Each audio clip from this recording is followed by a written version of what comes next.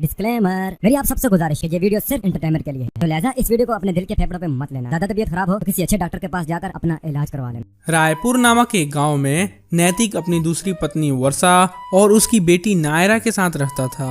नायरा वर्षा की अपनी बेटी नहीं है। नायरा की अपनी माँ अक्षरा का उसके बचपन में ही निधन हो गया था। सौतेली बेटी होने की वजह से वर्षा नायरा को खूब परेशान करती थी। वर्षा नायरा से घर का सारा काम करा के खुद दिन भर आराम करती थी और बिना किसी वजह से नायरा को मारती रहती थी। ऐसे ही एक दिन, अरे ओ कामचोर, कहाँ मरी पड़ी है? पैर क्या तेरी माँ दबाएगी? नायरा बेचारी बर्तन मांजना छोड़ वर्षा का पैर दबाने लगी। अरे अकेले ही 4 लोगों की खाना खाती हो और पैर नहीं दबा पा रही हो। वर्षा नायरा को एक थप्पड़ लगाकर भगा दी। नायरा रोते हुए अपने कमरे में चली गई। माँ, आज अगर तुम होती तो मुझे इतनी मुसीबत उठानी ही नहीं पड़ती। मैं अपनी तकलीफ पिताजी से कहना चाहूँ भी तो वे हमेशा काम की वजह से घर से दूर ही रहते हैं।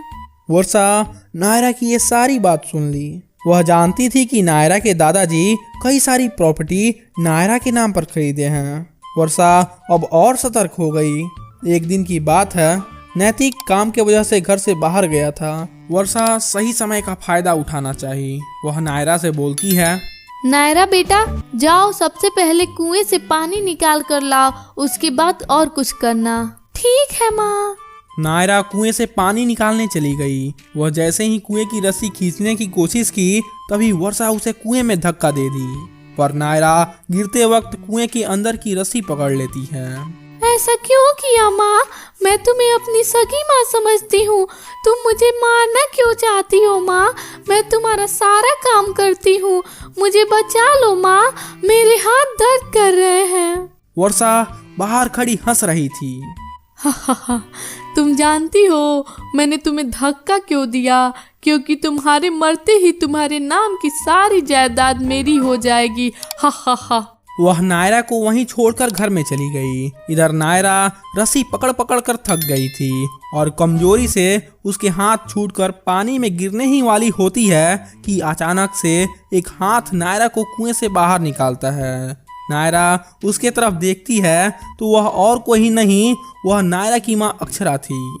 माँ, क्या तुम ही हो? इतने दिनों से कहाँ चली गई थी माँ? बेटा, तुम्हें इस तरह तकलीफ देने वाले को मैं कभी माफ नहीं करूंगी।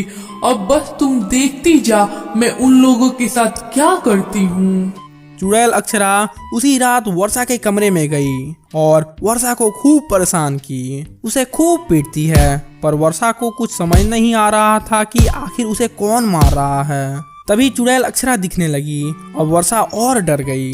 अक्षरा वर्षा को तरह तरह से तकलीफ दे रही थी। वह नायरा के तरह ही वर्षा को रस्सी में बांधकर उसी कुएं में फेंक दी। इतने में नायरा, नहीं माँ, आप उन्हें कुछ मत करो। वह जैसे भी है पर माँ ही है ना, आप उन्हें छोड़ दो माँ। देख बेसर, तुम मेरी बेटी को मारना चाही, फिर भी वह तुम्हें बचाना चाहती है। एक मौका और लेकर सुधर जा। अगर तुमने मेरी बेटी को फिर कुछ किया तो मैं तुम्हें जान से मार दूंगी। अक्षरा उसे एक और मौका देती है। अब वर्षा को अक्ल आ जाती है। वह अब नायरा को अपनी सगी बेटी से भी ज्यादा मानने लगी। तो आपको कैसी लगी यह कहानी? अगर कहानी पसंद आया हो तो वीडियो को जरूर लाइक कीजिए और ऐसे ही मजेदार कहानियाँ देखने के लिए चैनल को सब्सक्राइब कीजिए।